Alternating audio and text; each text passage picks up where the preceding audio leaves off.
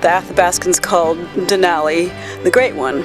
The Kahiltna comes from that source, and we get our syrup from that source. At 100-to-1 ratio, and maple being 40-to-1, it's a lot harder to produce. And some areas of the state go as high as 150-to-1, so it's a tough business. Well, we've been here since 1980. It was a land disposal back in the 80s, and we came out here and staked 12 acres and been out here ever since. I met Michael in 1988. We were both working for Alaska Department of Fish and Game, and I had been living in Homer out in a cabin out in the woods, and I loved that lifestyle. The birch in this area are old growth. They are wonderful for birch sap production. 18 buckets? Oh, you're gonna go one more? Gotta make it, you gotta set a precedent.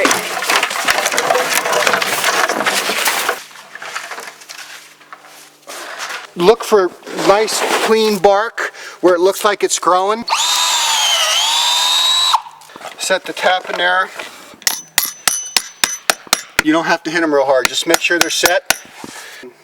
There you go. Okay.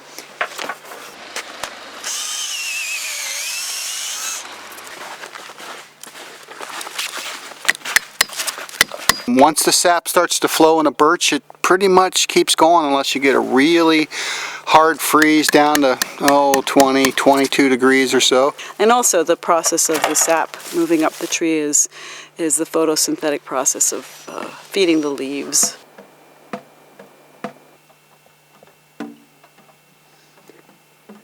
Okay everybody, suck hard and be safe out there today. First day's rough. Time to put it in the three-wheel.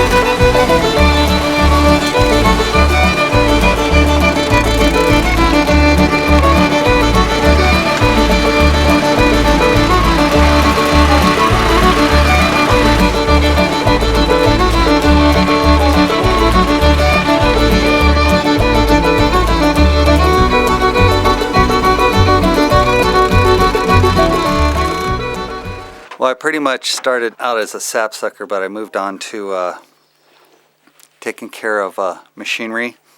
We had a hub which holds the tire in place, spin out. Then we got a cracked frame. And then we also had a small sprocket up front that was completely shot. This trailer broke in half. No big deal, we can weld anything back together. Our sap collectors bring the sap in and pump the sap up into this. The tank with the S on it is our sap tank. Okay. From there, it runs down through these hoses into this machine in here. This is called a reverse osmosis machine. So the normal use of the machine is to make pure water. What we do is dump the pure water and we keep what they call the reject, the concentrate. And that's got all the minerals, all the sugars, everything in it, and that's what we process. The concentrate flows into the evaporator. You stoke it about every 10-15 minutes, keep a roaring fire going, and it evaporates the concentrate into syrup. Concentrate. Oh yeah, that's right. That's sweet There's millions and millions of gallons of maple syrup. As far as we know, there's still 1,000 gallons or less of birch syrup made in the world. When this is full, we filter it through the filter press. So in 1991, we tapped 200 trees, made about 700 bottles of birch syrup, and sold them all at the state fair. So that was our first real commercial production year. It's very labor intensive to make it. We have a pretty good sized crew, and they're all running quite a bit of equipment, 6-wheelers and tanks and pumps. And just about every bit of syrup we produce has to go in by a float plane, bush plane, to get to the road system, to get to our facility where we bottle it.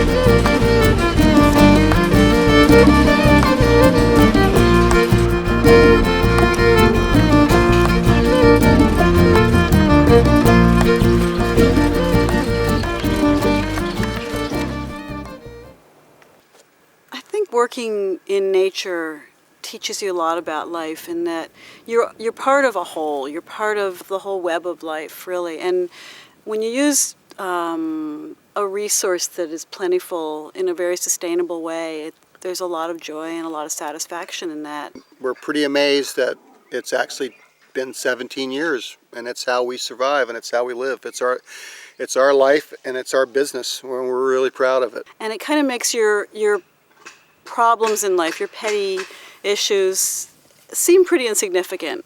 And we're producing something that people really value, which is very satisfying. And as tough as it is, at the end of every season, we look out there and go, wow, look what we just did, and the trees sustained us. So that's a big part for us. The job didn't come first. The desire to live here out in the woods came first.